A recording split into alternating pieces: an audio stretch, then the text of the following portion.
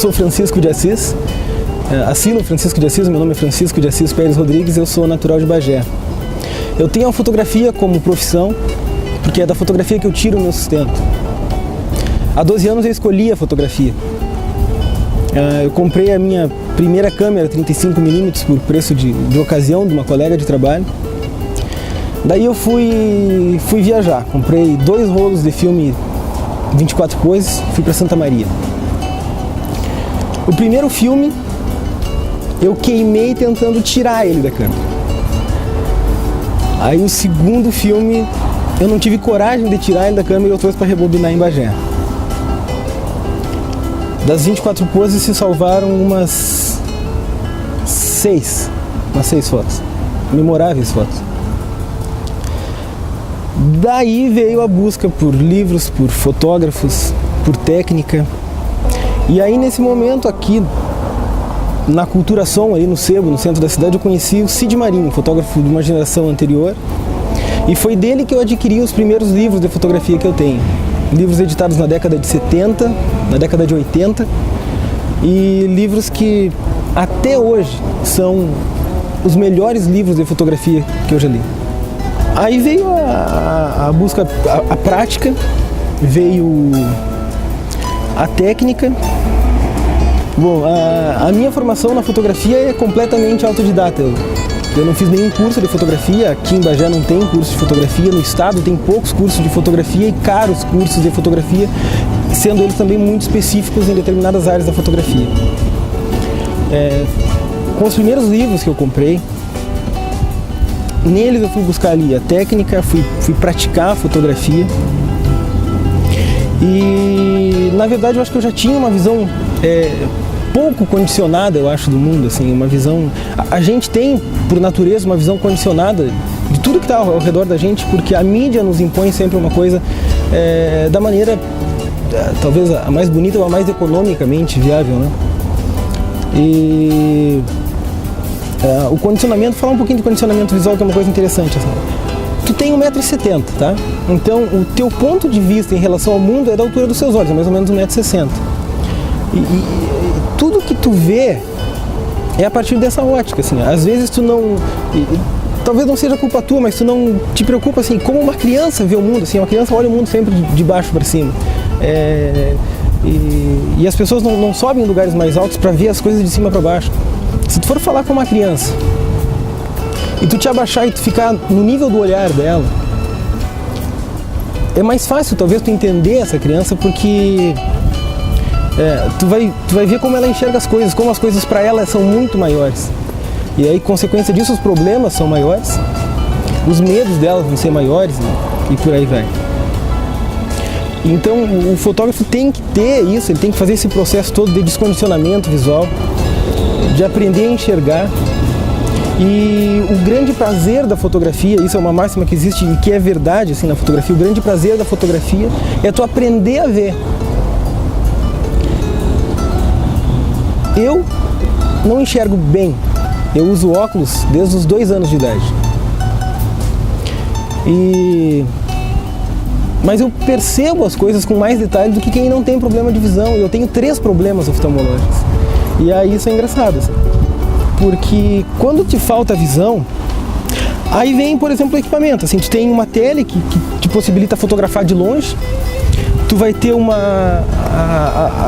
tubos de extensão, anel de foco, tu tem lente macro que te possibilita fotografar distâncias muito pequenas. E aí tu te surpreende, assim, tu termina descobrindo coisas que tu não vê e que as pessoas normalmente não veem. Há uns anos atrás eu dediquei uma série de fotografias à macrofotografia, fotografia em insetos. E aí ali eu fui descobrir que, sei lá, um filhote de centopeia desse tamanho, ele tem olho. Ele enxerga também. Tu percebe que uma joaninha, assim, minúscula, tu consegue ver os olhos compostos que ela tem, aquele olho que parece um favo, sabe? Assim como uma mosca tem, uma abelha tem. Tu enxerga as bolsas de toxina que uma taturana filhote tem, que é uma coisa que tu não vê, nem quem enxerga bem vê. O meu início profissionalmente se deu em 2003, no jornal Correio do Sul, na época. Há 7 anos eu já fotografo para o Jornal Minuano, eu sou repórter fotográfico, contratado do Jornal Minuano há 7 anos, vão completar 7 anos. E eu já fotografei para jornais de fora, para Correio do Povo, para Zero Hora, para o País. Já fotografei para revistas, algumas específicas, como a Ovinos, já fotografei para uma revista Cães e Companhia, uma revista de São Paulo, que veio buscar aqui em Bagé uma raça de cachorro que já está em extinção, e Bagé como tem cachorro para tudo que é lado. Eles vieram aqui buscar uma raça. E é claro que é uma satisfação de ter uma foto publicada na capa do Correio do Povo, na contracapa de uma Zero Hora. E isso é bacana, assim. Uma das maiores satisfações da fotografia, às vezes, não é o valor que tu ganha por ela, até porque a gente não ganha muito pela fotografia. As melhores fotografias tuas, talvez tu não ganhou nada para fazer, a não ser uma satisfação pessoal que é tu e a câmera, e, sei lá, e a natureza.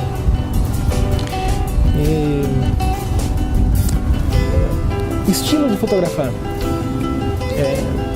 Antigamente era mais fácil falar sobre estilo, assim, tinha determinados fotógrafos que se dedicavam a fotografar determinado tema, sobre determinada técnica, e eles se dedicavam àquilo ali.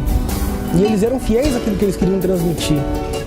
Hoje em dia parece que tu tem muita gente fotografando a mesma coisa, e o estilo do fotógrafo, isso não é uma crítica, na verdade é só um momento que se vive, mas o estilo hoje em dia dos fotógrafos tu nota pela maneira como eles editam as fotos depois nos programas de edição, sabe? Um carrega mais a edição, o outro alivia mais a edição, mas o assunto me parece que é o mesmo, assim. Eu busco umas referências, geralmente, assim, tempo atrás, assim, então tem fotógrafos como, sei lá, Ansel Adams, é um cara muito bom, muito técnico,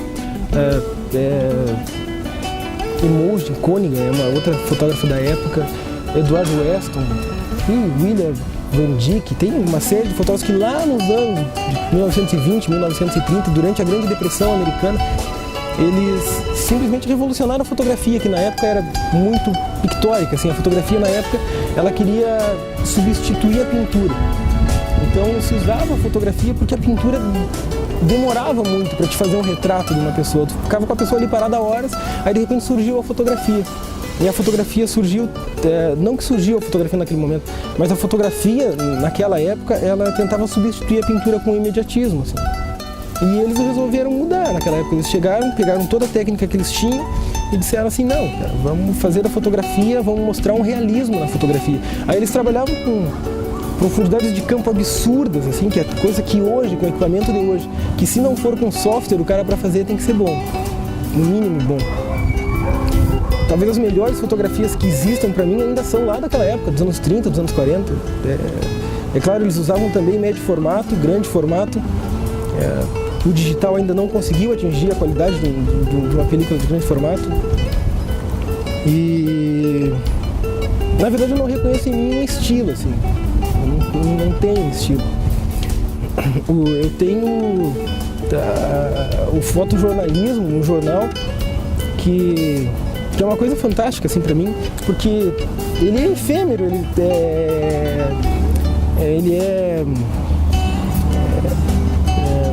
sei lá, o jornalismo ele não tem rotina, assim.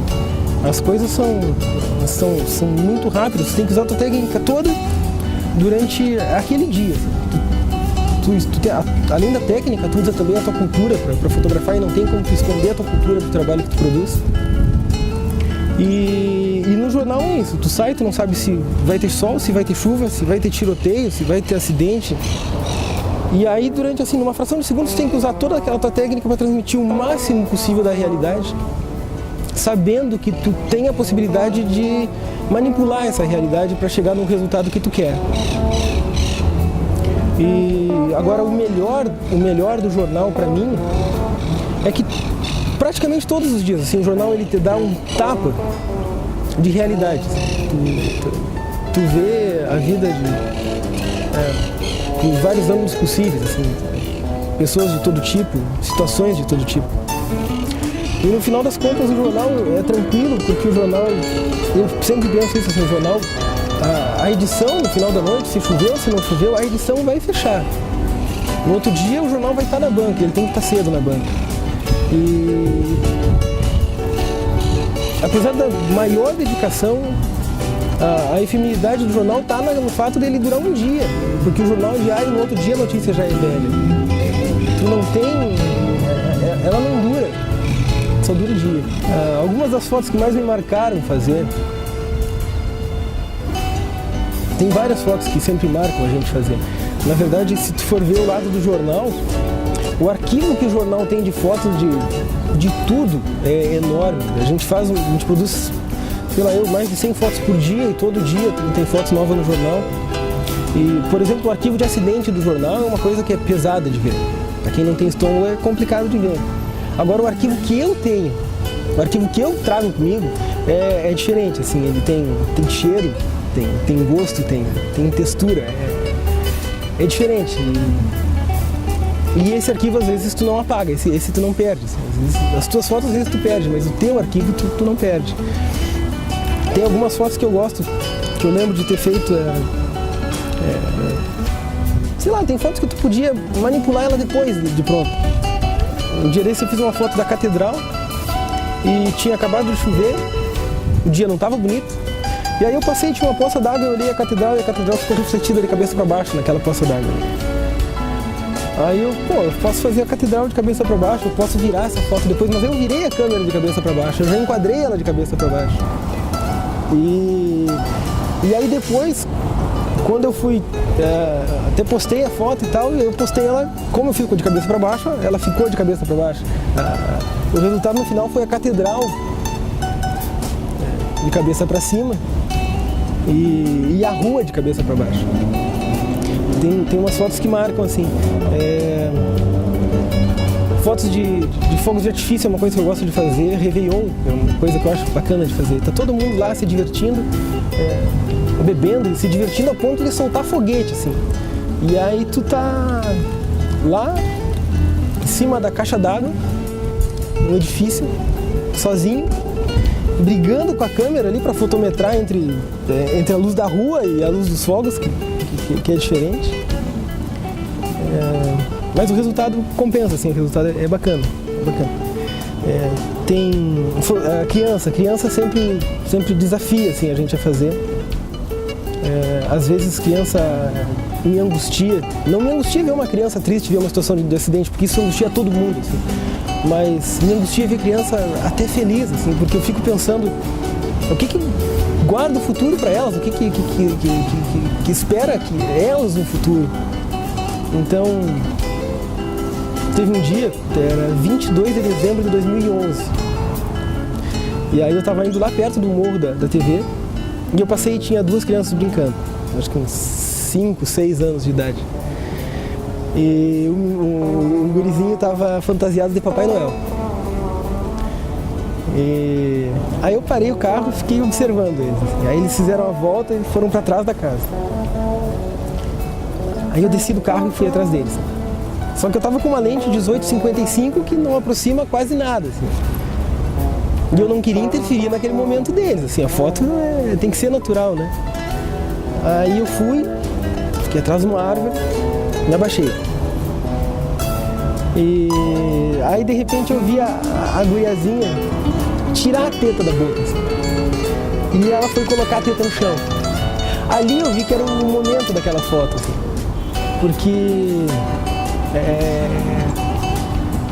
para uma criança pequena, a teta é uma das coisas mais simples, mas é uma das coisas que mais conforto dá para uma criança.